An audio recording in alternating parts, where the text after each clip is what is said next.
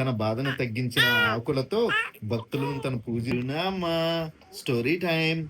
హనుమంతుడికి తమలపాకుల మాలంటే ఎందుకు అంత ఇష్టమో తెలుసుకుందమ్మా. అప్పుడు హనుమంతుడు లంకాదహనం చేశాడని చెప్పా కదా. ఆ లంకాదహనం చేసినప్పుడు హనుమంతుడికి కూడా కొన్ని చిన్న గాయాలయ్యాయి.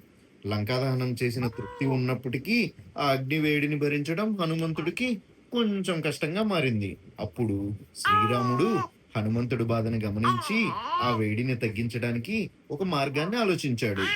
ప్రకృతిలో చలవ చేసే గుణం ఉన్న తమలపాకులను తీసుకొని వాటితో హనుమంతుడి తోకకు మరియు శరీరానికి చుట్టాడు. ఆ తమలపాకుల చలవ వల్ల అగ్ని వల్ల కలిగిన మంటలు తగ్గి హనుమంతుడికి ఉపశమనం కలిగింది. అందుకే ఆ రోజు నుండి హనుమంతుడికి తమలపాకు మాల అంటే ఎంతో ఇష్టం.